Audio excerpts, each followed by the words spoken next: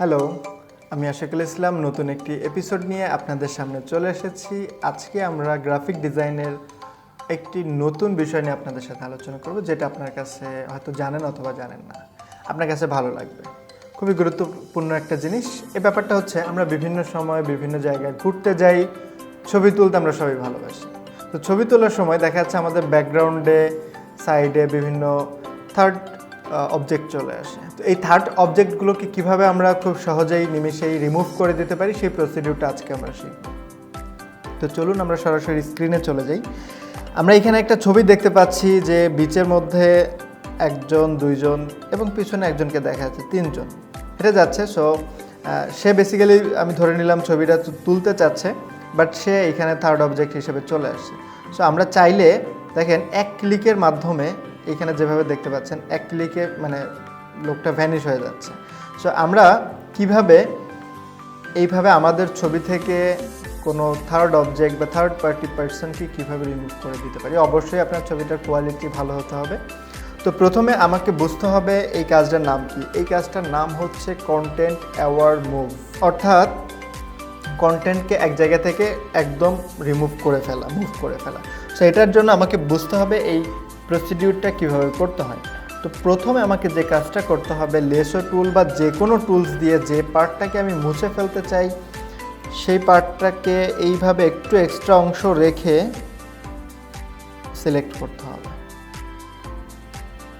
একটু এক্সট্রা অংশ রাখতে হবে, রেখে সিলেক্ট করতে হবে। তো সিলেক্ট করার পরে আমাকে যে কাজটা করতে হবে, মাউসের রাইট বাটন ক্লিক করতে হবে সিলেক্ট থাকা অবস্থায়। অবশ্যই এটাকে ডিসিলেক্ট করা যাবে না। সিলেক্ট থাকা অবস্থায় আপনাকে মাউসের রাইট বাটন ক্লিক করতে হবে। মাউসের রাইট বাটন ক্লিক করলে আপনি এখানে অনেক অপশন দেখতে পাবেন। তো এটার ভিতরে একটা অপশন আছে ফিল কালার এবং স্ট্রোক কালার। তো ফিল কালার যে অপশনটি রয়েছে এই অপশনটি সিলেক্ট করবেন। এইখানে দেখতে পাবেন যে foreground colour, background colour, content award, pattern, history, অনেকগুলো অপশন রয়েছে। এক একটা অপশনের এক এক ধরনের কাজ। আজকে আমরা আলোচনা করব কন্টেন্ট অ্যাওয়ার্ড নিয়ে। এটাকে সিলেক্ট করবেন। কালার অ্যাডাপশন, এটাতে অবশ্যই টিক চিহ্ন দিয়ে রাখবেন। যদি টিক চিহ্ন না দেওয়া থাকে টিক চিহ্ন দিয়ে দিবেন। এবং ব্লেন্ডিং মুড থাকবে নর্মাল এবং অপাসিটি থাকবে 100%। অর্থাৎ এই জায়গাটা এইভাবে ফিক্স থাকবে, এটার কোনো পরিবর্তন আনা যাবে না। এই কাজটা করার পরে জাস্ট ওকে বাটনে ক্লিক করেন এবং ম্যাজিক দেখেন। এটা ছবির কোয়ালিটির উপর ডিপেন্ড করে, একটু সময় কম বেশি লাগতে পারে, সেই সাথে আপনার কম্পিউটার স্পিডের উপরও অনেক কিছু ডিপেন্ড করে। দেখেন আমরা ম্যাজিকের মতো এখান থেকে আমাদের ব্যাকগ্রাউন্ডে যে ছবিটা ছিল, মানুষটা ছিল, সে রিমুভ হয়ে গেল। তারপরে কিছু ছাপ রয়ে গেছে, এই জিনিসগুলোকে আমরা একইভাবে সিলেক্ট করে রিমুভ করে দিতে পারি। এই সিলেক্ট করলাম, মাউসের রাইট বাটন, ফিল, ওকে, দেখেন ঠিক হয়ে যাচ্ছে।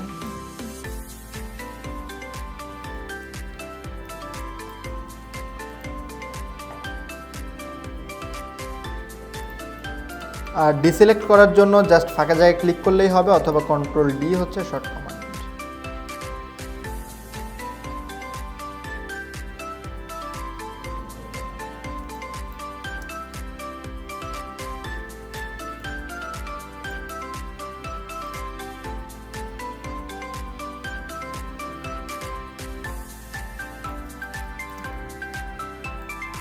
মোটামুটি আমরা একদম ক্লিয়ার হয়ে গেলাম যে কীভাবে একদম একটা ব্যাকগ্রাউন্ড থেকে একটা কন্টেন্টকে কীভাবে রিমুভ করে ফেলা যায়। মোটামুটি দেখেন একটু আগে এই ছবিটার কি চেহারা ছিল, এখন কি অবস্থা হয়েছে। অর্থাৎ এই জায়গাটাতে মানুষ ছিল, ব্যাকগ্রাউন্ড ছিল, অনেক কিছু ছিল, সেটা এখন নাই, টোটালি ফ্রেশ। আশা করি ভালো লেগেছে আপনার কাছে এই ছোট একটি প্রজেক্ট, ছোট একটি কাজ, ছোট একটি টুলসের ব্যবহার। তো এটি ফটোশপের অত্যন্ত মজাদার একটা টেকনিক। আপনারা নিজেদের লাইফে এটাকে অ্যাপ্লাই করতে পারেন। এখন আপনাকে এটা প্র্যাকটিস করতে হবে, বেশি বেশি প্র্যাকটিস করতে হবে। প্র্যাকটিস করলে আপনার ভালো লাগবে। পরবর্তী এপিসোডে আমরা নতুন কোনো একটা টেকনিক অথবা টুলস অথবা ট্রিক্স নিয়ে আপনাদের সামনে হাজির হব। সেই পর্যন্ত সবাই সুস্থ থাকবেন, ভালো থাকবেন আর গ্রাফিক ডিজাইনের কাজ করবেন। Happy graphic design.